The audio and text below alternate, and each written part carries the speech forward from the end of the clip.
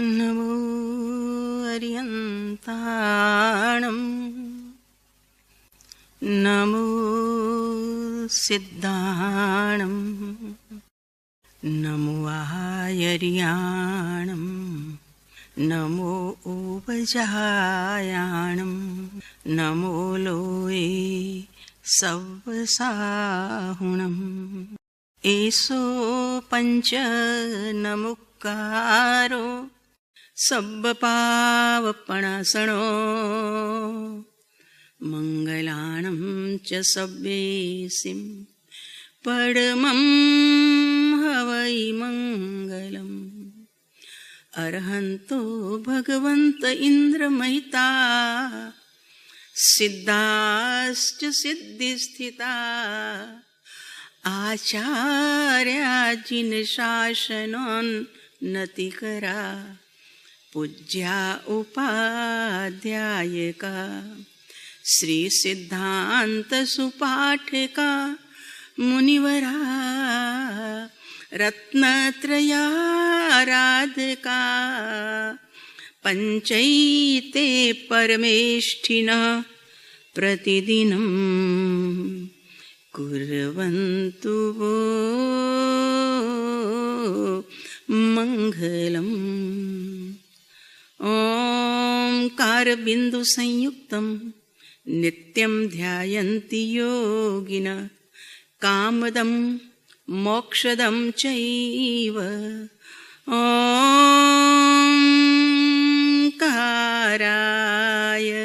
नमो नमः। अज्ञानतिमिरान्धानां ज्ञानाञ्जनशलाकया चक्षुरुन्मीलितं येन तस्मै श्रीगुरवे नमः। महादिव्याकुक्षिरत्नं शब्दजितरवात्मजं राजचन्द्रमहं वन्दे तत्त्वलोचनदायकं प्रभो तत्त्वलोचनदायकम्। देवकुले समुत्पन्नं रत्नकुक्ष्या विभूषणं श्रीजी प्रभु महं वन्दे आत्मशान्ति प्रदायकं प्रभु तत्त्वलोचनदायकम्। प्रार्थना।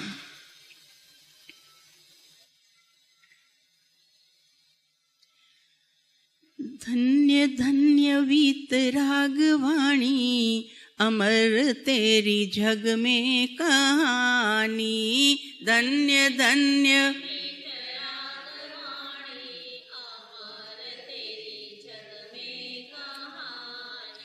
चिदानंद की राजधानी अमर तेरी जग में कहानी। चिदानंद की राजधानी अमर तेरी जग में कहानी। उत्पाद व्यय अरु द्रव्य स्वरूप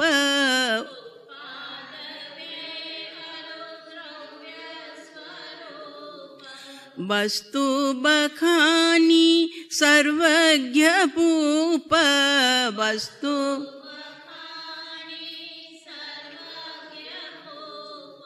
स्यादवाद तेरी निशानी अमर तेरी जग में कहानी।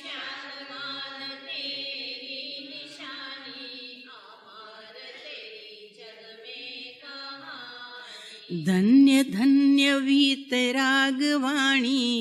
अमर तेरी जग में कहानी। धन्य धन्य वीतरागवाणी अमर तेरी जग में कहानी। भाव शुभाशुभ बंध स्वरूप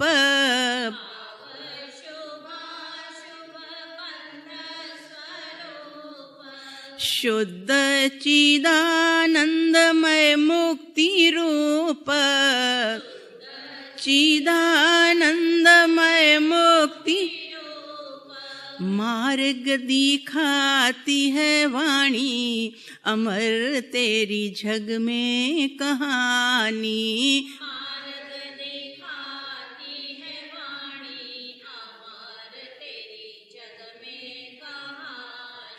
चिदानंद चैतन्य आनंद धाम,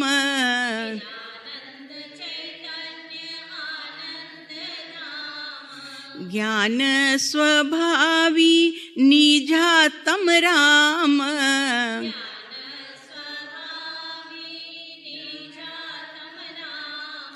स्वाश्रय से मुक्ति बखानी, अमर तेरी जग में कहानी। स्वाश्रय से मुक्ति बखानी, अमर तेरी जग में कहानी। धन्य धन्य वीतरागवाणी, अमर तेरी जग में कहानी।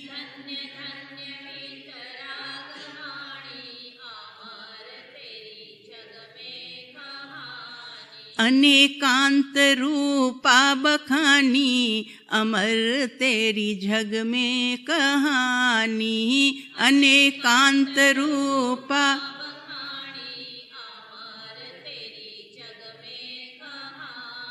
चिदानंद की राजधानी, अमर तेरी जग में कहानी। चिदानंद की राजधानी, अमर तेरी जग में कहानी। देह छतां जेनी दशा वर्ते देहातीत, आ ज्ञानीना चरणमां हो वंदन अगणित।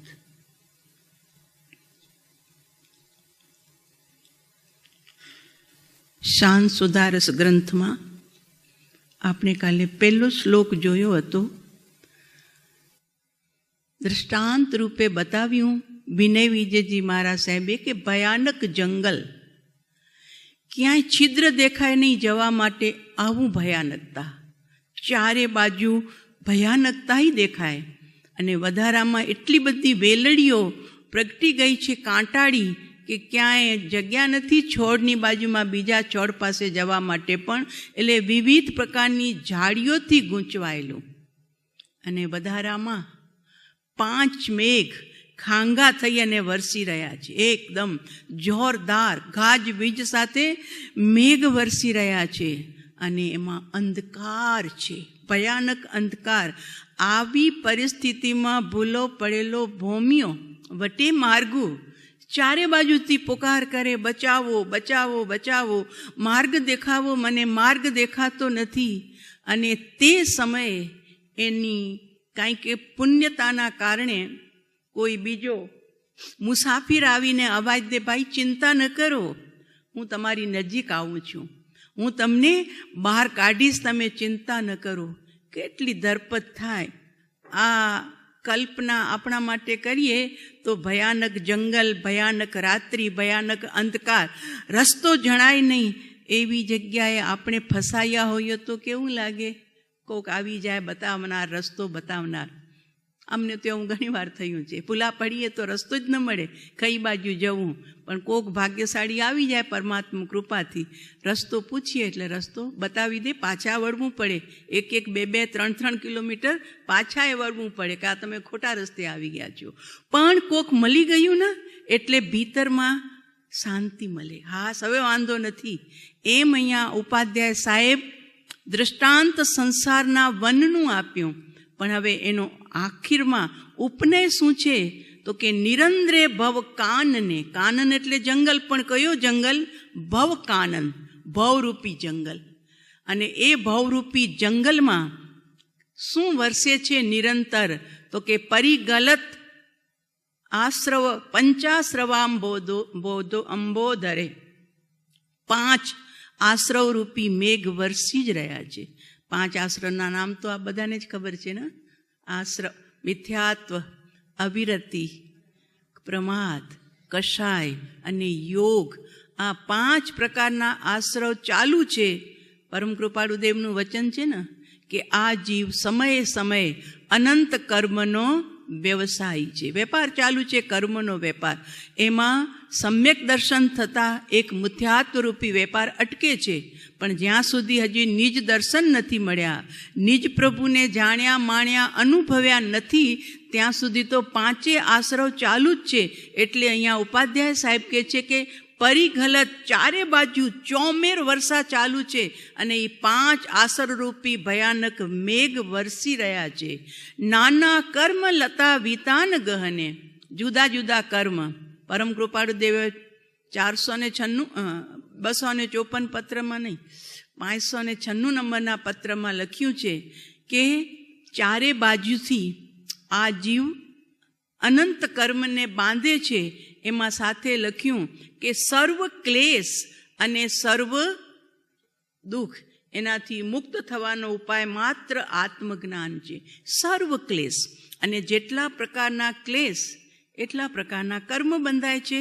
અને એટલી પ્રકૃતિ, આમ તો શાસ્ત્રમાં 158 પ્રકૃતિ કીધી છે, 8 કર્મની 158 પ્રકૃતિ, પણ જેટલા જીવો એટલી પ્રકૃતિઓ છે. પરમ કૃપાળુ દેવે લખ્યું છે જેટલા જીવ 254 નંબરમાં છે, જેટલા જીવ એટલી કર્મ પ્રકૃતિ છે. કેમ કે બધાની હાલ ચાલ, 5 ઇન્દ્રિયની રચના, બોલવાની પદ્ધતિ, જીવન જીવવામાં પુણ્ય પાપના ઉદય બધાના જુદા જુદા છે. એક જ માના 6 સંતાન હોય કે 2 સંતાન હોય કે 1 હોય, એમનું પણ પુણ્ય એ લઈને આવ્યા છે, તો એમના જુદા જુદા કર્મ છે. એટલે નાના પ્રકારના, એટલે વિવિધ પ્રકારની કર્મરૂપી વેલડીથી આખા આપણે ઘેરાઈ ગયા છીએ. ભયાનક જંગલમાં આપણે ઘેરાયેલા છીએ. વિતાન ગહને, અને અંધકાર કયો છે? ત્યાં તો રાત્રિ સંબંધી અંધકાર હતો, અહીંયા મોહાંધકારો દૂરે. જ્યાં પગ મૂકીએ ત્યાં પહેલો મોહનો અંધકાર દેખાય છે. ચારે બાજુ ભયાનક મોહનો અંધકાર છે. હવે આવા ભવ કાનનમાં જંગલતા ભ્રાંતા નામ ઇહ દેહી નામ, આવા વન જંગલમાં ભમતા દેહી નામ એટલે સંસારી પ્રાણીઓ, આપણો પણ એમાં નંબર આવી ગયો. ભ્રાંતા નામ દેહી નામ, સ્થિર કૃતે, સ્થિરતા આપવા માટે, ઢાઢસ બંધાવવા માટે, હિંમત આપવા માટે, ગભરા નહીં, સીધો ચાલ્યો આવ, હું તને માર્ગે ચડાવી દઉં છું, એમ દેહી નામ સ્થિર કૃતે કારુણ્ય પુણ્યાત્મ ભીહી, કરુણાથી જેવો પુણ્યાત્મા બન્યા છે. તો આ વિશ્વમાં સૌથી ઉત્કૃષ્ટ કોઈ પુણ્યાત્મા હોય તો તે છે તીર્થંકર દેવ. એમના જેવું પુણ્ય કોઈનું નથી, ન ચક્રવર્તીનું, ન વાસુદેવ, ન બલદેવ, ન ઇન્દ્ર, ન 12મા દેવલોકનો ઇન્દ્ર. કારણ કે પરમાત્મા જ્યારે ત્રીજા ભવમાં, મહાવીર સ્વામી સમજો પાછળ ભવમાં 25મા ભવમાં, ઋષભદેવ ભગવાન, આદિ શાંતિનાથ ભગવાન, નેમનાથ બધા પોતાના તીર્થંકર બનવાના ત્રીજા ભવમાં 12 ભાવના 16 ભાવનાનું ચિંતન કરે છે. અને એ ચિંતનમાં જ્યારે પોતે પોતાના સ્વરૂપમાં લીન થઈ જાય છે, આત્મ આનંદમાં જ્યારે ઝૂલી અને ઝૂમી જાય છે, અને એ આત્માનો આનંદ જ્યારે સ્વયં અનુભવી અને ઉપયોગ જ્યારે બહાર આવે છે, તે સમયે અંદરમાં એક ભાવ પૂરે છે, ઓહો, જગતના જીવો કેટલા દુઃખી છે, વિષય કષાય આદિ વ્યાધિ ઉપાધિ કેવા ઘેરાયેલા છે, તો આ જીવોને હું બહાર કાઢું, બધા જીવોને મારા જેવો આનંદ મળે. એટલે સ્નાત્ર પૂજામાં લખ્યું, ભગવાને ત્રીજા ભાવમાં કઈ ભાવના ભાવી? તો કે સભી જીવ કરું શાસન રસી, એસી ભાવ દયા દિલ ઉલ્લસી. દ્રવ્ય દયા નહીં, ભાવ દયા, કે સમેશ માટે આ જીવ 4 ગતિથી મુક્ત થઈ જાય, એને જન્મ જ ન લેવું પડે. અને જો જન્મ નથી તો જરા નથી, વૃદ્ધાવસ્થા નથી, અને વૃદ્ધાવસ્થા નથી તો મોત પણ નથી. આ ભાવના તીર્થંકર દેવ, કોઈ પણ તીર્થંકર આવી ગયા એમણે પણ, અને હજુ ભવિષ્યમાં અનંત 24 આવનાર છે, એ બધા શું કરશે? તો કે એવી ભાવના એમને સહજ પુરાયમાન થાય છે. ઉપાદાન તીર્થંકરનું છે ને, એટલે તીર્થંકર બનવા માટે, આમ તો લખ્યું કાન ગુરુદેવના સ્વાધ્યાયમાં વારે ઘડીએ આવે કે જે ભાવથી તીર્થંકર નામ કર્મ બંધાય તે પણ બંધ છે. વાત સાચી છે, પણ છતાં તીર્થંકર દેવમાં એમના ઉપાદાનમાં એવી કોઈ નિર્મળતા, પવિત્રતા એ પહેલેથી જ લઈને આવ્યા છે કે સહેજે સહેજે આવો ભાવ અંદરમાં પ્રગટે છે. અને એ ભાવના જ્યારે પ્રગટી ત્યારે ઉત્કૃષ્ટમાં ઉત્કૃષ્ટ પુણ્યનો બંધ થાય છે. કર્મ સત્તા કે છે જાઓ, તમે જગતના જીવોની ચિંતા કરી તો હવે અમે તમને સમવસરણમાં બિરાજમાન કરશું અને ચાર મુખે દેશના આપી અને જગતના જીવોને મુક્તિનો માર્ગ બતાવજો. આ ભાવનાનું ફળ તીર્થંકર દેવને મળ્યું. એટલે કરુણા મૂર્તિ, કારુણ્યતા ત્યારે એમના હૃદયમાં પ્રગટી હતી.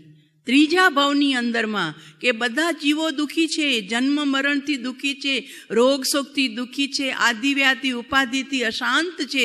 આ બધા જીવોને કારુણ્ય પુણ્યાત્મ ભી શ્રી તીર્થે સહી, તીર્થ નામ તીર્થ અને એના સ્થાપન કરનારા ઈશ એવા તીર્થંકર ભગવાન, કરુણામૂર્તિ તીર્થંકર ભગવાન પ્રથિતા સુધા રસ કીરો રમ્યા ગીરહ પાંતુ વહ. ગીરા એટલે વાણી, અહીંયા સંસ્કૃત છે, બહુવચન છે એટલે ગીરહ આવ્યું. આમ ગીરા, નિર્વાણ ગીરા, ગીરવાણ ગીરા. અમારે આમનું પાવનગીરા નામ હતું ને, રાજસ્થાનમાં ગયા તો કે ગીરા ક્યાં હોતા હૈ? હિન્દીમાં તો ગીરા એટલે ગીરા, નીચે ગયો. તો કે ये गिरा नाम क्यों डाला है? तो भैया आपको ध्यान नहीं आएगा, ये संस्कृत शब्द है. पावन है जिसकी वाणी, उनका नाम पावन गिरा है. गिरा नाम कोई गिर जाने की बात नहीं है. हमारे संस्कृत में गिरा माने वाणी. तो અહીંયા પણ જુઓ, રમ્યા ગીર પાંતુ વહ, આપણું બધાનું, તમારા બધાનું રક્ષણ કરો. કેવી વાણી? તો કે રમ્યા. પરમ કૃપાળુ દેવે વિશેષણ આપ્યા ને, અનંત અનંત ભાવ ભેદથી ભરેલી બલી, અનંત અનંત નયન નિક્ષેપે વ્યાખ્યાની છે. આગળ સકલ જગત હિતકારિણી, હારિણી મોહ તારિણી ભવાબ્ધિ, મોક્ષ ચારિણી પ્રમાણી છે. ચાર વિશેષણ આપ્યા છે જિનેશ્વરની વાણીને પરમ કૃપાળુ દેવે. કે પરમાત્માની વાણી સકલ જગત હિતકારિણી, કોઈ પણ જીવને બાકાત નથી રાખ્યો. 14 બ્રહ્માંડમાં રહેલા સર્વ જીવો માટે સકલ જગત બધાનું હિત કરનાર છે. માં ત્યાં એક દૃષ્ટાંત આવે છે કે એક માજી બિચારા 80 વર્ષે શેઠને ત્યાં કામ કરતા હતા. તો શેઠાણી થોડીક શબ્દોમાં સરસ્વતી ખૂબ બેડોળ હતી એની. તો એક રોજ લાકડા લેવા જવું પડે. ગાય ભેંસોના અનાજ પકવવા હોય તો ચૂલા ઉપર લાકડા જલાવે. એ જમાનામાં ક્યાં ગેસ હતા. રોજ જંગલમાં લાકડા લેવા જાય. એક દિવસ જંગલમાં લાકડા લઈને આવી જંગલમાંથી અને ભારો નીચે ઉતાર્યો.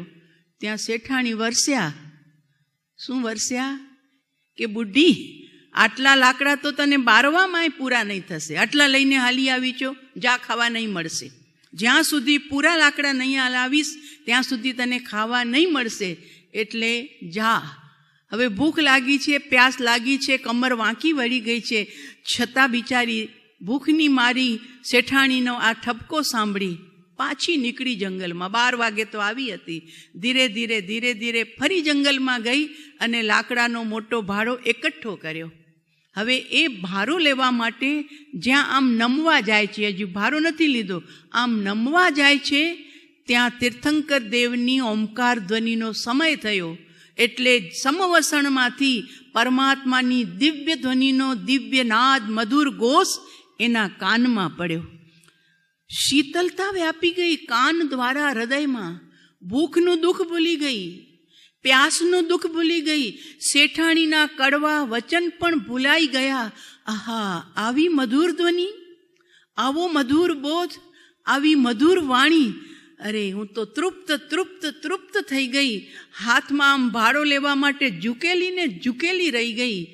પરમાત્માની દેશનાને પીતી રહી.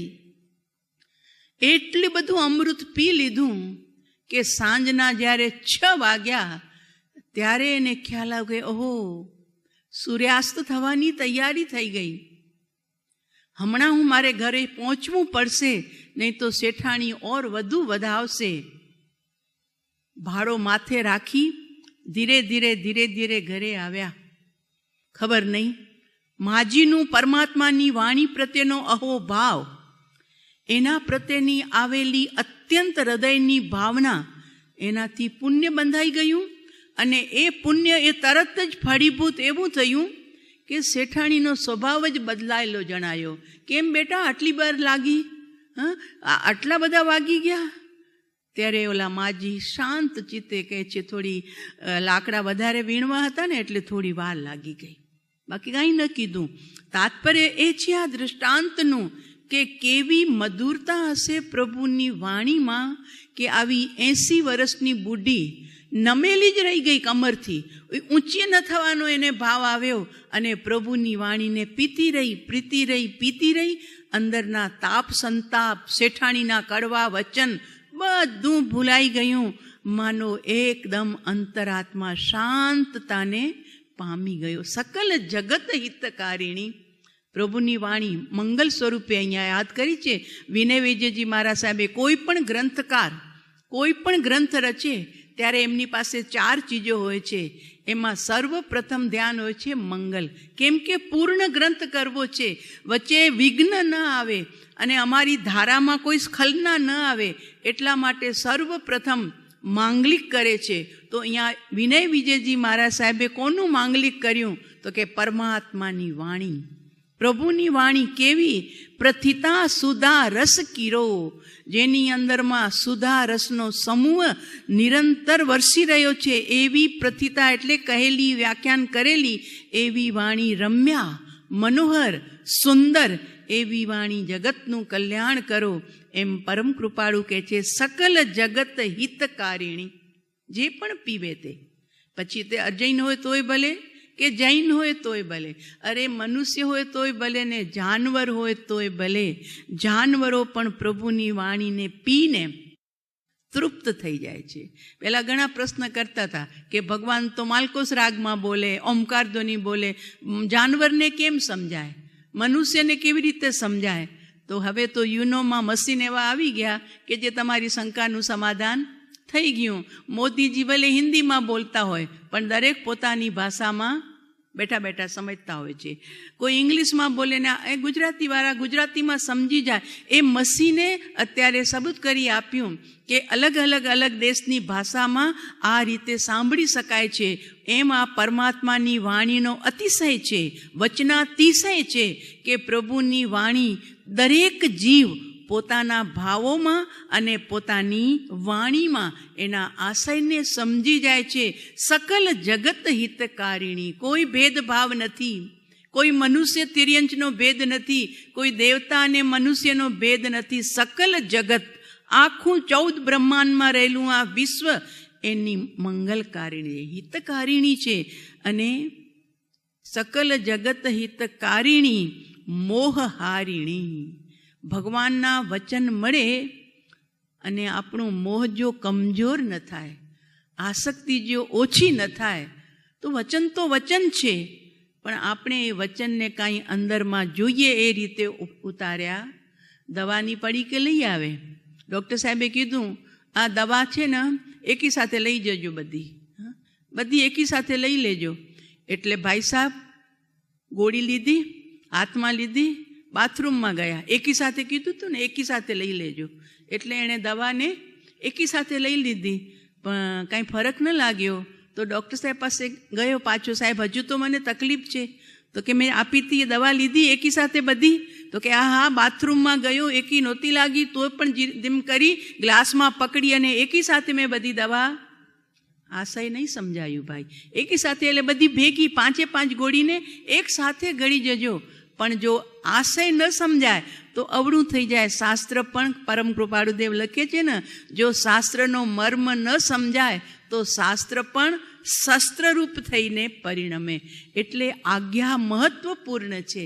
પરમ કૃપાળુદેવે પણ આજ્ઞાનું મહત્વ બતાવ્યું પત્રે, અને આપણા સદગુરુદેવ પણ આજ્ઞાનો મહિમા બોધમાં પ્રવચન સ્વાધ્યાયમાં બતાવ્યો છે. એટલે મોક્ષ આપે, મોહને મિટાવે એ મોહહારિણી છે, પણ એનું અનુપાન અંતરથી કરવું પડશે. અનુપાનની સાથે એને વારંવાર વાગોળવું પડશે, અનુપ્રેક્ષા કરવી પડશે, તો આપણા ભીતરમાં એ બોધ અંદરમાં સંસર્ગો ઉતરશે. એ બોધ આપણને સાતા આપશે, શાંતિ આપશે. દુઃખની ઘડીઓમાં પણ, આકુલતાની ઘડીઓમાં પણ, વ્યાકુલતાની ઘડીઓમાં પણ વચનામૃત વિતરાગના પરમ શાંત રસ મૂળ, પરમાત્માના વચનો પરમ શાંત રસ જેના મૂળમાં છે એવા શાંતિ પ્રદાયક પ્રભુના વચનો ઔષધ જે ભવરોગના. 4 ગતિરૂપી રોગ લાગુ આપણને પડ્યો છે, એ રોગને મટાડવા માટે પરમાત્માની વાણી ઔષધ સમાની છે. એ વાણીની અંદરમાં જો જીવ ડૂબી જાય, પછી એક અક્ષર મળ્યો, ચંડકોશિકને જાજો બોધ ન આપ્યો મહાવીર સ્વામીએ. એક ડંખ માર્યો, બોલ્યા નહીં. બીજો ડંખ માર્યો, ત્યાં સુધી બોલ્યા નહીં. ખાલી જોતા જ રહ્યા, કરુણા સભર આંખોમાંથી કરુણા વરસાવતા. ત્રીજો ડંખ માર્યો, ઓલો ઢીલો પડી ગયો. તમે લોકો છો ને, દહીં જમાવવા માટે કેવા દૂધમાં મેરવણ નાખો? ફ્રીજમાંથી લઈને એકદમ ઠંડુ હોય એમાંય ન નાખો, અને એકદમ 200 વોલ્ટેજ ગરમ કરી અને ચૂલાથી નીચે લાવો અને એમાં જામણ ત્યારે પણ નાખતા શું કરવું પડે છે? નેવાયું કરવું પડે છે, નવશેકું કરવું પડે છે. માટે દૂધ દહીંમાં પરિવર્તન થાય અને દહીં જામી જાય. એમ જ્ઞાની પુરુષો પણ એવી જ રીતે લાયક જીવને બોધ આપે કે જ્યારે એનામાં ઉપસમ ભાવ ગ્રહણ કરવાની તાકાત પ્રગટે. ઢીલા લોકો બોધને લાયક જ નથી. સદૈવ સૂક્ષ્મ બોધનો અભિલાષી. 10 બોલ આપ્યા ને 105 નંબરના પત્રમાં, તો મુમુક્ષુ કેવો હોય તો કે સદૈવ સૂક્ષ્મ બોધનો અભિલાષી. સૂક્ષ્મ બોધ પહેલાં સાંભળે પણ ગહેરાઈમાં, અને પછી એના ઉપર સ્વયં પણ ગહેરાઈથી વિચાર કરે, ઊંડાણમાં જઈને વિચાર કરે. પણ ઢીલો ચાલતો હોય, આપણું કામ નહીં. એ તો કે હવે સ્વાધ્યાય કરો કે ને મારા સાહેબ, આપણે ખાલી જઈ આવ્યા, કલાક સમય પાસ, આપણું કામ નહીં. આ ઢીલાસ એ જીવનું કામ નહીં થાય. ભલે નહીં રોજ સ્વાધ્યાયમાં જતો હોય, વ્યાખ્યાનમાં જતો હોય, બીજી ધર્મક્રિયા, ઢીલાસ છે. ઠંડા દૂધમાં મેરવણ જામે પડે નહીં અને દહીં જામે નહીં. એમ અતિ આક્રોશ, અતિ ઘુસેલ વૃત્તિ, એને પણ બોધ આવે નહીં. એ સાંભળી જ ન શકે. એ પોતાના ક્રોધાવિષ્ટ હૃદયની અંદરમાં એ શબ્દ પણ નીચે ઉતારી ન શકે. બેઠો હોય સભામાં, પણ એ ગુરુના પણ દોષ શોધતો હોય કે ક્યાં બોલવામાં એમની ચૂક થાય છે, ક્યાં એ ભૂલે છે કે જેથી હું એમને પાછો કહી શકું. એટલે કોઈ પણ જીવ જ્યારે નથી અતિ ઠંડો, નથી અતિ ગરમ, મીડિયમ, જેમ નવશેકા દૂધમાં જામણ નાખવાથી દહીં જામી જાય છે, એમ પરમાત્માનો બોધ વચનામૃત વિતરાગના પરમ શાંત રસ મૂળ. પણ કોના માટે? ઔષધ જે ભવરોગના, કાયરને પ્રતિકૂળ. કાયર માટે એ પ્રતિકૂળ છે. એ વિરોધ કરતો પાછો વયો જશે, એને અંદરમાં મજા જ નહીં આવશે. પણ વાસ્તવમાં જે નિકટ મોક્ષગામી છે, ઉપાદાન ખૂબ તગડું તૈયાર થઈ ગયું છે, સ્વયંના પ્રભુને મળવાનો સમય જેનો પાકી રહ્યો છે, એવા જીવને આ વાણી અમૃતના ઘૂંટડા લાગે.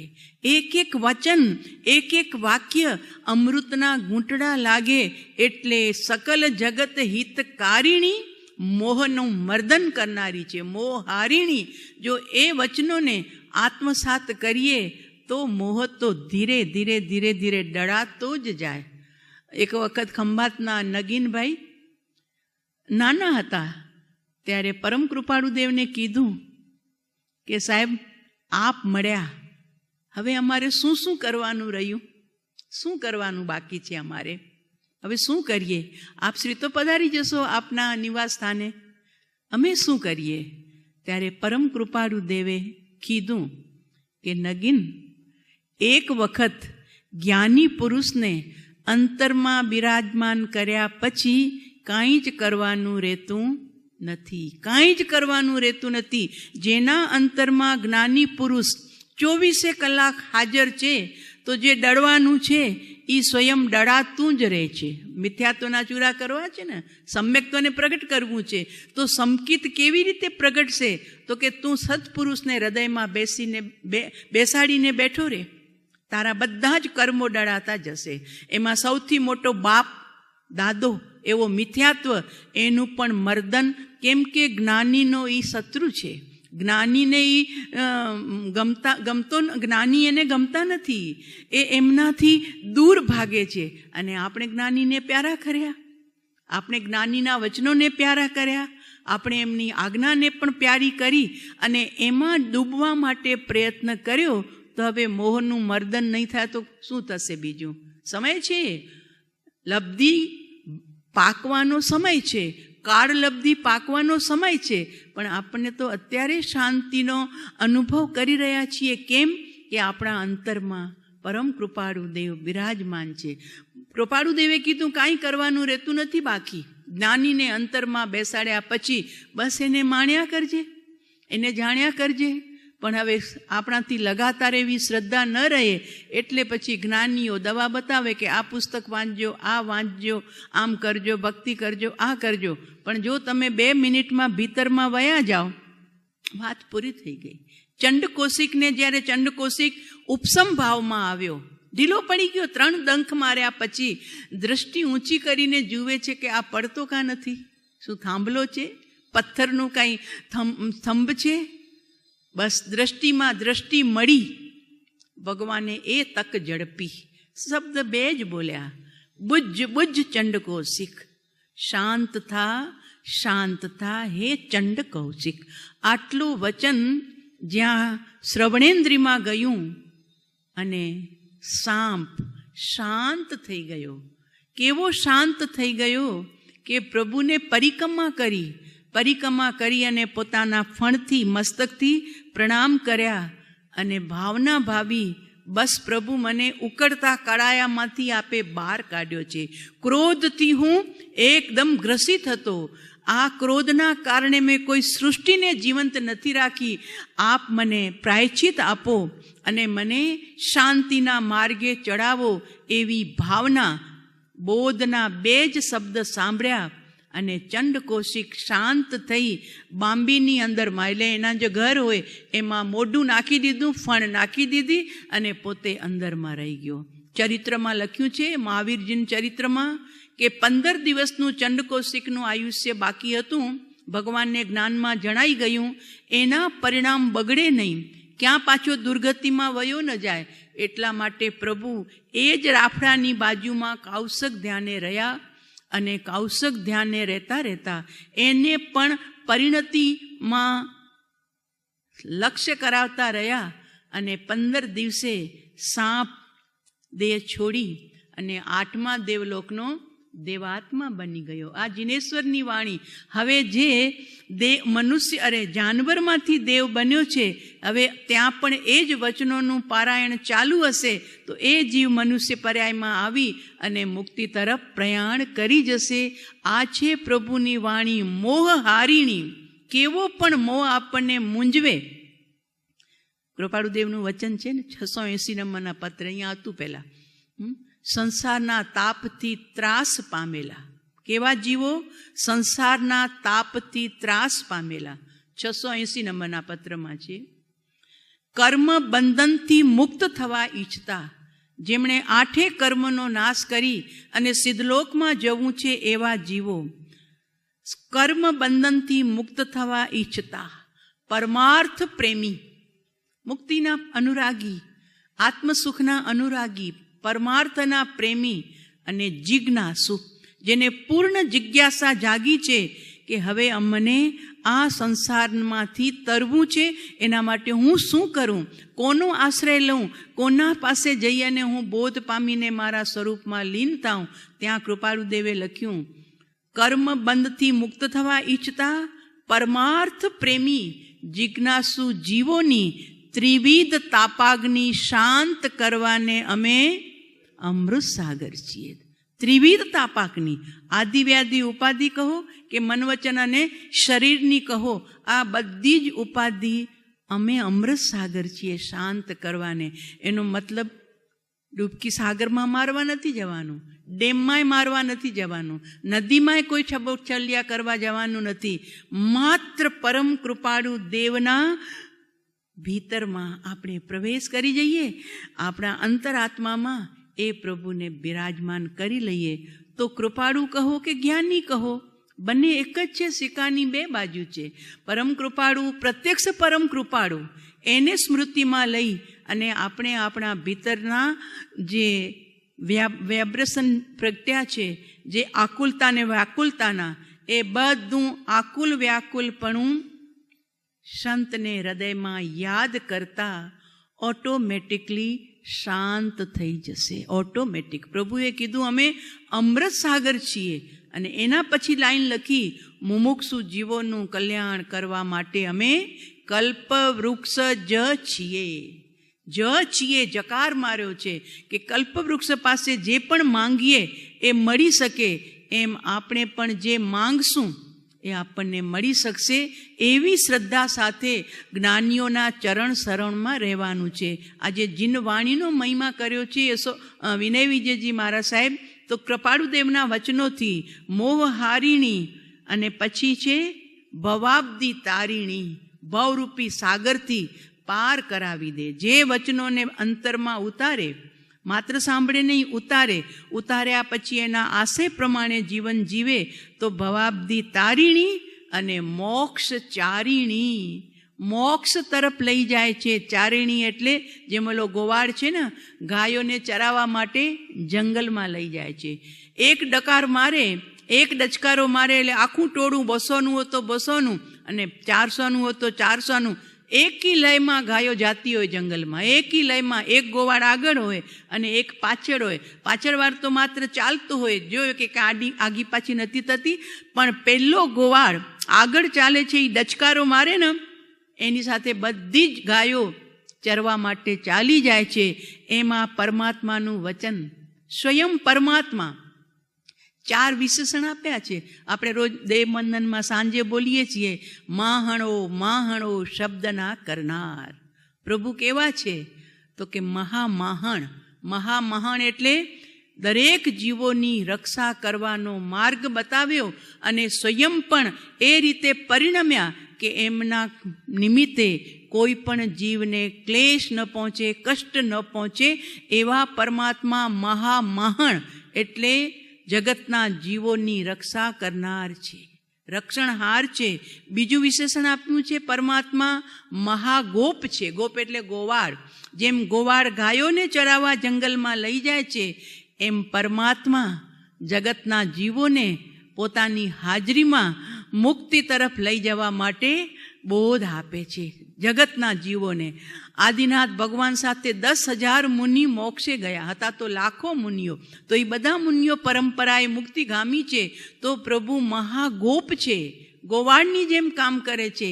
અને પ્રભુને સાર્થવાહની ઉપમા આપી, મહાસાર્થવાહ, કે જેમ સાર્થવાહ પોતાની પોઠો લઈ અને એક ગામથી બીજે ગામ નીકળે, વચ્ચે જંગલ આવે, અટવી આવે, ભયાનક હોય અટવી, તો સાર્થવાહ પડા વગાડે કે આ ગામથી અમે પેલા ગામ જશું, જેને પણ આવવું હોય એ અમારા સાર્થમાં સામેલ થઈ શકે છે. આખા નગરમાં ડુંદીબી વગાડે, પડઘાના કરાવે, એટલે જે બિચારા એકલા જવાની જેની તાકાત ન હોય, એટલી વ્યવસ્થા ન હોય, એટલે બધા એ પોઠની સાથે, સાર્થવા સાથે જવા માટે તૈયાર થાય. અને ભયંકર અટવી, જંગલી જાનવરોથી ભરેલી અટવી, એવી અટવીમાંથી સાર્થવા પસાર થઈ જાય.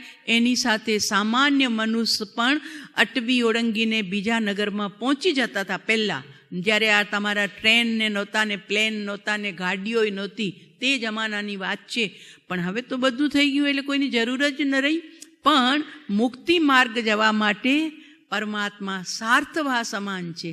કલ્યાણ મંદિરમાં એક શ્લોક છે, ભોભો પ્રમાદમવધૂય ભજદ્વમેનમ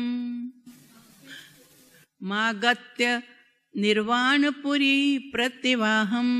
શું કે છે સિદ્ધસેન દિવાકરજી મહારાજ સાહેબ? ભોભો પ્રમાણ ભવધૂય ભજદ્વમેનમ. નિર્વૃત્તિપુરી જનારા આ સાર્થવાહ આ જિનાલયમાં બિરાજમાન છે. એ ભવ્યો, ભો ભો એટલે 2 વાર કે છે, અરે ભવ્યો, અરે ભવ્યો આવો. અહીંયા મુક્તિપુરીના સાર્થવા બિરાજમાન છે. એમનું સરનું સ્વીકારો તો તમે આ ભવરૂપી જંગલને પાર કરી અને મુક્તિ સુધી પહોંચી જજો. માનો નિવૃત્તિ પૂરી પ્રતિ સાર્થવાહમ. આ ભગવાન કેવા છે તો કે નિવૃત્તિપુરી એટલે નિર્વાણ નગરી તરફ લઈ જવા માટે સાર્થવા બનીને પધાર્યા છે. તો જ્યારે પરમાત્માની ગેરહાજરી છે ત્યારે સત્પુરુષ પણ પ્રત્યક્ષ સદગુરુ યોગ નહીં, ત્યાં આધાર સુપાત્ર પ્રભુના વચનો આધાર છે અને પ્રત્યક્ષ સદગુરુ આધાર છે. પ્રત્યક્ષ સદગુરુ સમ નહીં, પરોક્ષ જીન ઉપકાર. પ્રભુ હતા પણ હવે પરોક્ષ થઈ ગયા આપણા માટે. આપણી મૂંઝવણ ટાળી શકશે નહીં. માટે પ્રત્યક્ષનો મહિમા પરમ કૃપાળુ દેવે આટલો બધો ગાયો છે કે પ્રત્યક્ષ સદગુરુ સમ નહીં, પરોક્ષ જીનો ઉપકાર. જીનેશ્વરનો ઉપકાર હવે આપણા માટે પરોક્ષ થઈ ગયો છે. તો પ્રભુને ઉપમા આપી સાર્થવાની. તો આ પણ ભૌમિયા સાર્થવા ઊભા છે આપણને મુક્તિ નગરી તરફ પ્રયાણ કરાવવા માટે. મહામાહણ, મહાગોપ, મહાસાર્થવા અને મહાનિર્યામક, આ 4 વિશેષણ ભગવાનને ચૈત્યવંદનમાં આપવામાં આવ્યા છે કે પ્રભુ આપ નિર્યામક છો. સેના, જ્યારે નાવિક છે ને જહાજ લઈને નાવ લઈને સમુદ્રમાંથી પાર થતો હોય એ નિર્યામક છે. એ એટલી બધી જવાબદારી સાથે નાવને ચલાવીને જહાજને ચલાવીને સામે કાંઠે મુસાફરોને પહોંચાડે છે. એમ પ્રભુ આ ભવ સમુદ્રની અંદરમાં આપ અમને મુક્તિ પૂરી પહોંચાડનારા આપ નિર્યામક છો, એટલે ખેવટિયા છો. આપ અમને મુક્તિપુરીએ લઈ જનારા ખેવટિયા છો. એટલે પ્રભુને 4 ઉપમા આપી છે. એમ અહીંયા કૃપાળુ દેવે વાણીને ઉપમા આપી કે મોક્ષ ચારિણી. કેવી છે જીનેશ્વરની વાણી? તો કે મોક્ષ તરફ લઈ જનારી છે. એ મોક્ષનો ચારો ચરાવનારી છે. એ શાંતતાનો ચારો આપનારી છે. એ પ્રસન્નતાનો ચારો આપનારી છે. એ કસાયોને દૂર કરનારી પ્રભુની વાણી છે. આવી વાણી આપણને સહજ આ કળિયુગમાં પણ મોજૂદ છે.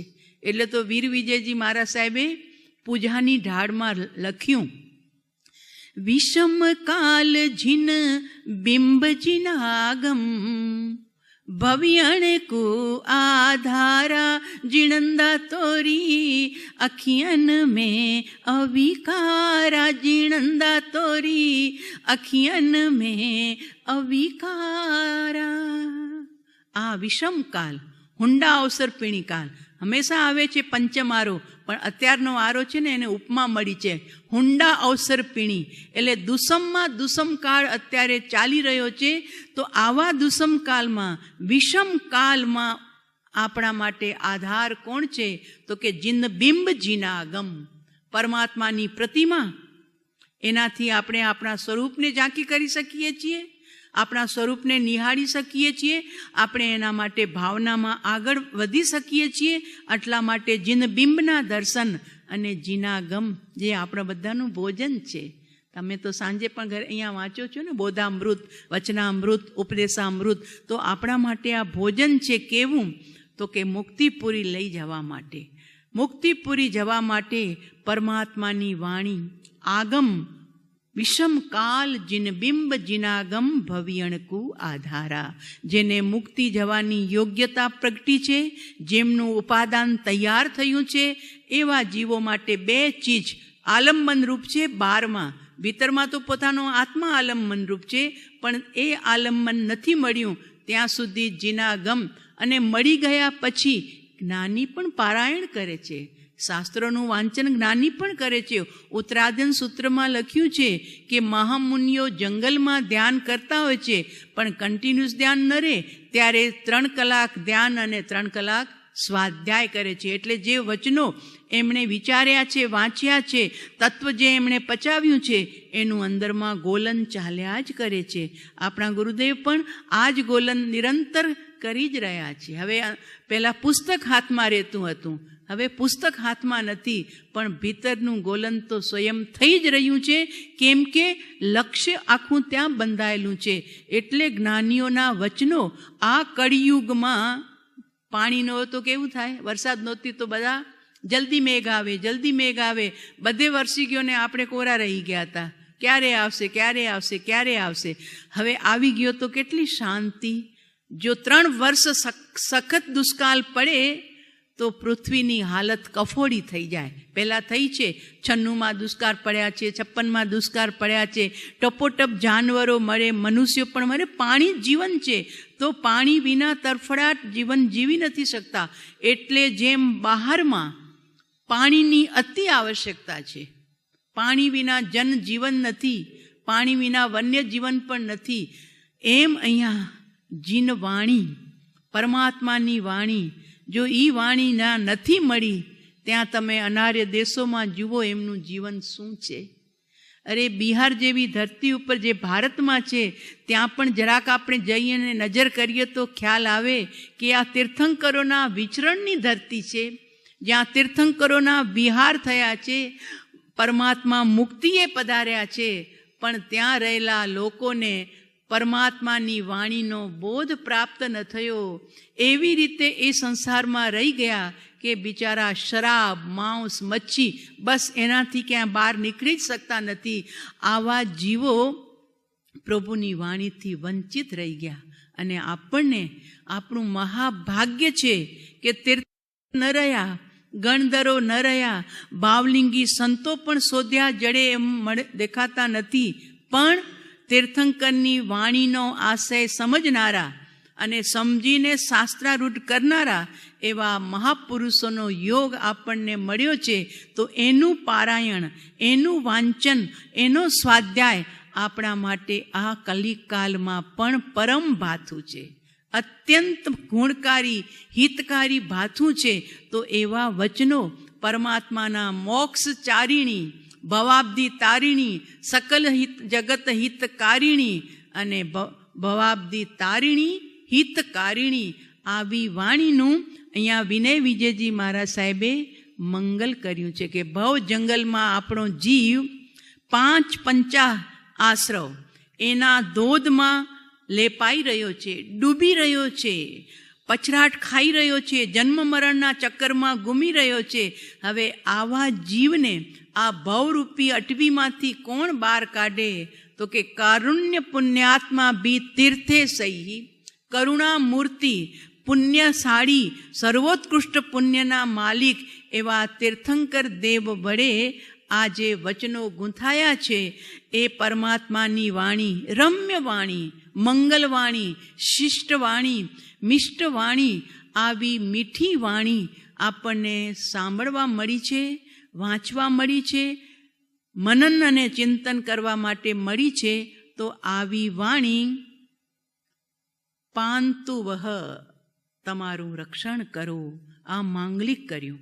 વિનય વિજયજી મહારાજ સાહેબે તીર્થંકર દેવની વાણીને યાદ કરી સૂત્ર લખતા પહેલાં, આ ગ્રંથ લખતા પહેલાં તીર્થંકર દેવને નમસ્કાર અને તીર્થંકર દેવની વાણીનું પણ મંગલ કરી અને ગ્રંથનું વાંચન, લેખન આગળ ચલાવવા માંગે છે. એટલે સર્વપ્રથમ મંગલ સ્વરૂપે તીર્થંકર દેવની વાણીને યાદ કરી. પરંપરા કોની છે?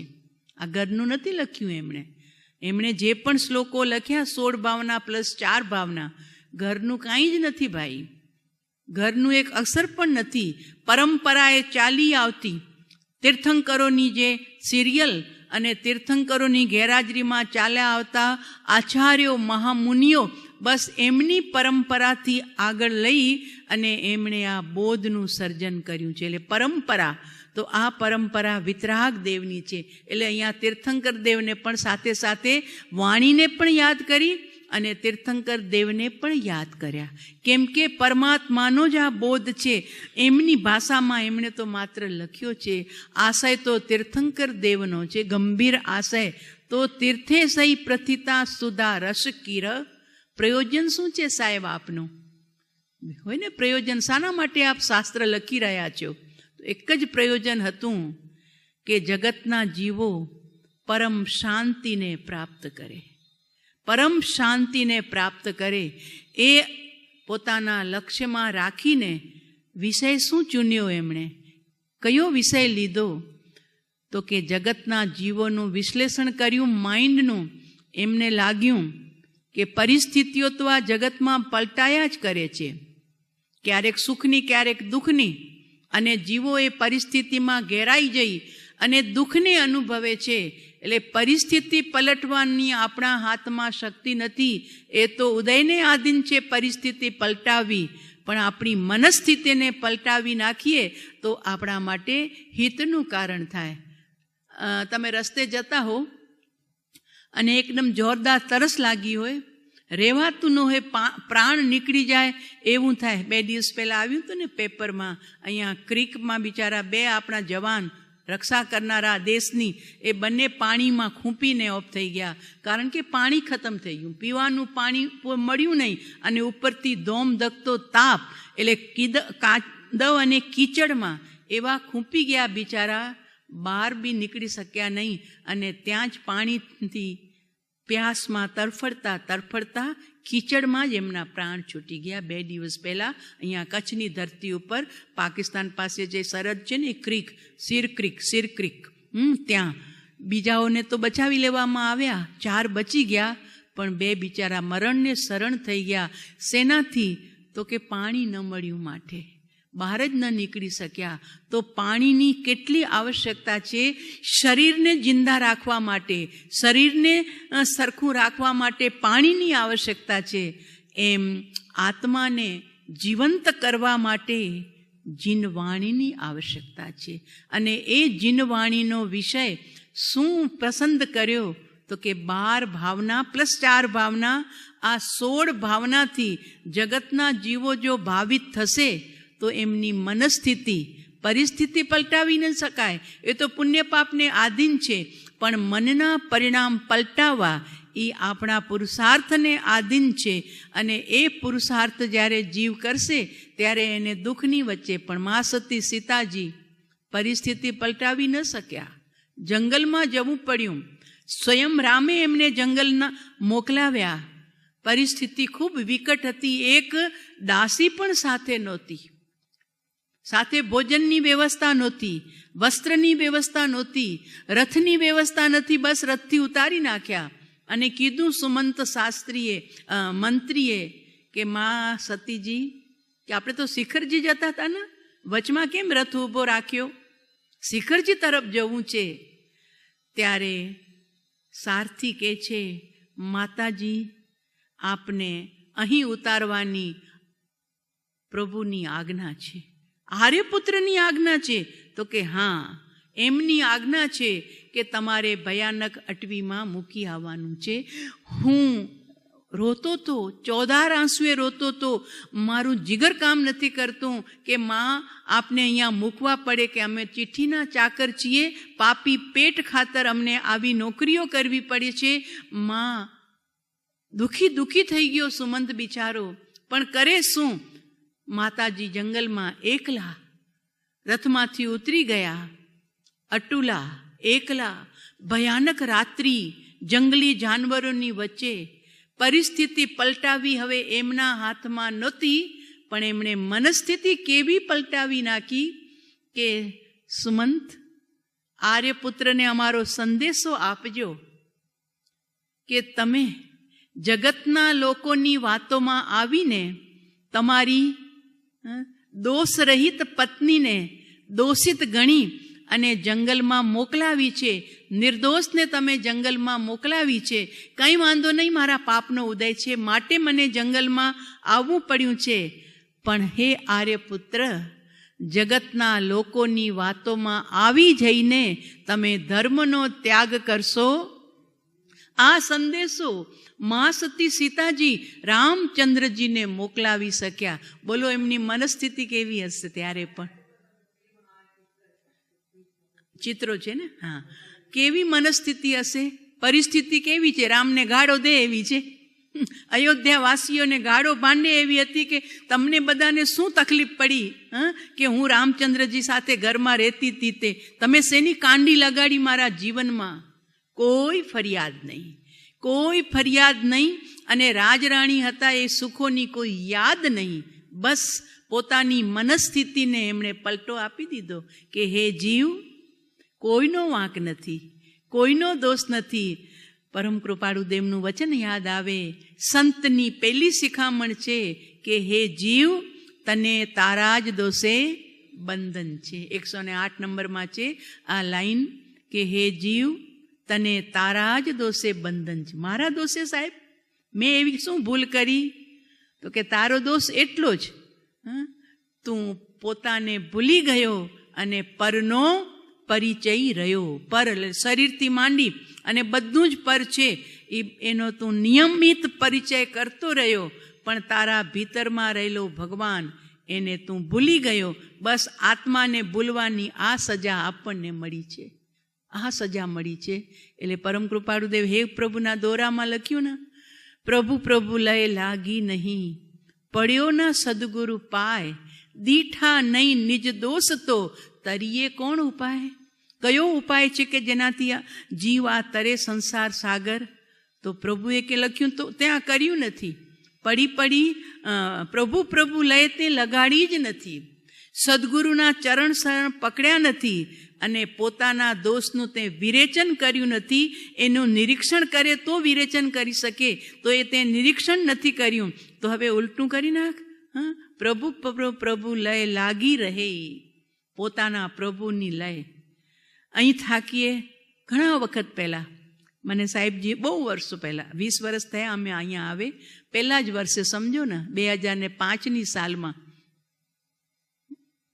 બોધ આપતા કીધું હતું કે જી મહારાજ અહીંયા જ જોવાનું છે, બીજે ક્યાંય નહીં, અહીંયા જ જોજો. અને જ્યારે થાકી જાઓ અંદર જોતા, ત્યારે બારમાં બેઠેલા સત્પુરુષને પકડજો.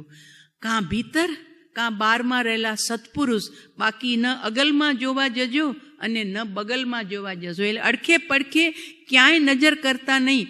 ત્યાં નજર કરશો તો દુઃખ સિવાય કાંઈ જ નથી, કષ્ટ સિવાય કાંઈ જ નથી. અંદરમાં નજર કરશો તો પરમ શાંતિ. અને અંદરમાં જ્યારે થાકો ત્યારે સામે રહેલા સત્પુરુષ ઉપર નજર કરજો, એમના વચનો ઉપર નજર કરજો, તો તમને પરમ શાંતિનો અહેસાસ થશે, તમને પરમ શાંતિનો અનુભવ મળશે. આ વાત પ્રભુએ સમજાવી હતી, શીખવાડી હતી, અને અત્યારે એ જ કરી રહ્યા છીએ. જેટલા અંશે આગળ વધાય એટલા અંશે. તો અહીંયા પણ એ જ વાત વિનય વિજયજી મહારાજ સાહેબ કરી રહ્યા છે કે ભીતરમાં સ્રોત છે, તારી પાસે શાંતિનો સ્રોત છે, પરમ શાંતિનો સ્રોત છે. પણ એ પરમ શાંતિના સ્રોતને બહાર લાવવા માટે પારાયણ કરવું પડશે પ્રભુના વચનોનું. હે જીવ, તને તારા જ દોષે બંધન છે. મારો દોષ શું સાહેબ? તો કે તારો દોષ એટલો જ છે કે અનંત કાળમાં તું તને ભૂલી ગયો છે અને તું પરનો પરિચય રહ્યો છે. હવે ઉલટું કરી નાખ. સ્વનો પરિચય રે અને પરના પરિચયને ઓસિરામી કરી દે. પર તરફનું લક્ષ્ય જ છોડી દે. બસ તારા લક્ષ્યમાં તું ચાલતો રે, તો પ્રભુ પ્રભુની લય લગાડતો રે, સદગુરુનું શરણું સ્વીકારતો રહે અને સૂક્ષ્મમાં સૂક્ષ્મ દોષ પોતાના જોતો રહે. આ 3 ઉપાય કરીશ તો આપણા માટે મુક્તિ જરીકે દૂર નથી. કેમ કે સ્વયં પ્રભુ કહીને ગયા છે, તરીએ કોણ ઉપાય? તો હવે આ ઉપાય કરજો તો તમને તરવાનો માર્ગ મળશે. તમારા ભગવાનની નિરંતર લય અને 12માં પ્રત્યક્ષ સદગુરુનું શરણું, એમનું જ શરણું. એમના શરણા સિવાય તો આ જીવ 4 શરણા છે ને, 4 શરણા, એમાં 3 શરણા આપણા અર્યંત સિદ્ધ આચાર્ય અને સાધુના છે. અને એ પછી આપણા ઉપર કૃપા કરી અને છપદના પત્રમાં લખ્યું ને, અહો અનન્ય શરણના આપનાર એવા શ્રી સદગુરુ દેવને અત્યંત ભક્તિથી નમસ્કાર. અનન્ય શરણું આપ્યું ભગવાને, પરમ કૃપાળુ દેવે, શ્રીજી ભગવાને. તો અનન્ય શરણ એટલે શું? અનન્ય શરણ એટલે શું? અર્યંતનું શરણું અનન્ય નથી, અન્ય છે. મરુદેવી માતા રિષભ કરતા રહ્યા. રિષભ પોતાની મસ્તીમાં ઝૂમી ગયા. સામે પણ ન જોયું, સમવસ્ત્રણમાં આવ્યા દર્શન કરવા તો કે માં કેમ છે. મહાવીર માટે ગૌતમ તડપતા રહ્યા, વીર વીર વીર વીર. પણ વીર 2 મિનિટ પણ એના માટે થોભ્યા નહીં કે હજુ ગૌતમ આવી જાય પછી જાઉં. તો ગૌતમ સ્વામીએ વીરનું શરણું સ્વીકાર્યું, પણ આખીરમાં એમને પણ વીરથી ઓલભો લેવો પડ્યો, આપવો પડ્યો. એટલે અન્ય શરણ એટલે અરિહંતનું શરણ એટલે અન્ય શરણ, સિદ્ધોનું શરણ એટલે અન્ય શરણ, આચાર્ય ઉપાધ્યાય અને સાધુનું શરણું, સદગુરુનું શરણું એ અન્ય શરણ છે. પરમ કૃપાળુ દેવ લખ્યું કે અનન્ય શરણના આપનાર એવા સદગુરુ દેવ. તો અનન્ય શરણ ક્યાં મળશે? પ્રભુની વાત છે, પ્રભુએ શીખવાડ્યું છે, આપણું કાંઈ નથી બાપુ.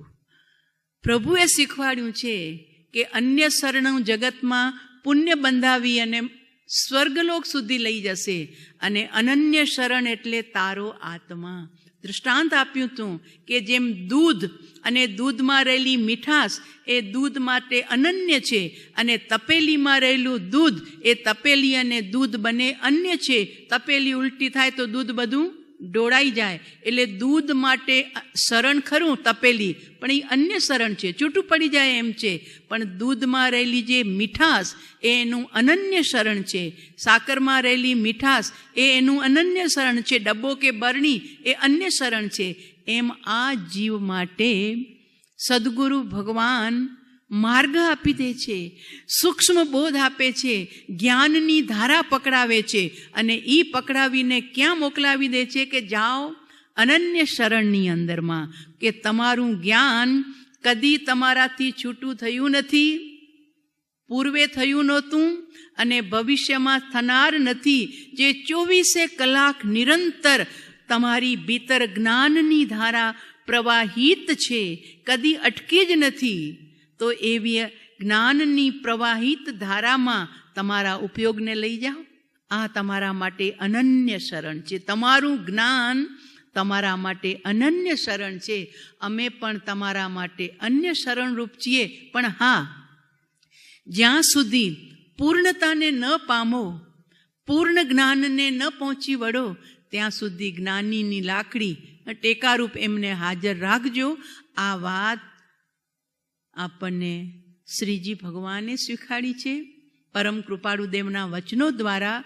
તો આવા મા સતી સીતાજી જંગલમાં એકલા હતા, પરિસ્થિતિ બહુ વિકટ હતી, છતાં એમણે મનસ્થિતિમાં લઈ લીધું કે હે જીવ, તને તારા જ દોષે બંધન છે, તે કાંઈક પૂર્વમાં ભૂલ કરી છે, એનો અત્યારે તને ઉદય આવ્યો છે. તો હવે પરિસ્થિતિને ન પલટાવી શકાય, પણ મનસ્થિતિને પલટાવી લે. આ મનસ્થિતિને પલટાવવા માટે 16 ભાવનાઓનું આપણને ભોજન આપી રહ્યા છે વિનય વિજયજી મહારાજ સાહેબ. તો એમણે વિષય ચૂન્યો છે 16 ભાવના. એક એક ભાવનાના એંગલ જુદા જુદા છે, એ આપણને બતાવશે. તો પરંપરા તીર્થંકર દેવની, એમનાથી આપણને બોધ મળ્યો છે. ઠેઠ મહાવીર સ્વામીથી લઈને આપણે અહીં સુધી આવ્યા છીએ. તો આ હજારો એમાં આચાર્યો, મુનિઓ, ઉપાધ્યાયો, જ્ઞાનીઓ, પંચમ ગુણસ્થાન વર્તી જ્ઞાનીઓ, ચતુર્થ ગુણસ્થાનક વર્તી જ્ઞાનીઓ, બધાનો અંદરમાં હિસ્સો મળ્યો છે. આ વાણીની અંદરમાં એવો બોધ આપણને પ્રાપ્ત થયો છે. હવે એ બોધ આપણને સાંજ સુધારસ દ્વારા સાંભળવા મળશે. અને પરંપરા તીર્થંકર દેવની છે, માટે ક્યાંય વિશ્વાસ ન રાખીએ કે વિશ્વાસ રાખવા જેવું નથી, કે શંકા થાય એવો કોઈ કારણ જ નથી. કેમ કે પરંપરા તીર્થંકર દેવની છે, અને વિષય એમણે 12 ભાવનાનો ચીંધ્યો છે, અને મંગલ સ્વરૂપે એમણે જીનવાણી. એટલે કોઈ પણ લેખક 4 ચીજ પહેલાં ઊભી કરે છે: મંગલ કરે છે, પરંપરા નક્કી કરે છે, પ્રયોજન નક્કી કરે છે, અને વિષય એ નક્કી કરે છે. તો આ રીતે આપણી પાસે વિનય વિજયજી મહારાજ સાહેબ પરમાત્માની વાણીનો મહિમા કરી એમણે મંગલ કર્યું છે. આપણે પણ એ જ મંગલ કરીએ કે આપણું પણ આ જ્ઞાન યજ્ઞ, સ્વાધ્યાયનું યજ્ઞ નિર્વિઘ્નપણે ચાલતું રહે, વચ્ચે ક્યાંય ભંગ ન પડે, પંચર ન પડે, એવી મંગલ ભાવના સાથે શ્રી ચરણોમાં, શ્રીજી ચરણોમાં વારંવાર વંદના સહ આજ્ઞા વિરુદ્ધ કાંઈ પણ કહેવાયું હોય તો મિચ્છામિ દુક્કડમ.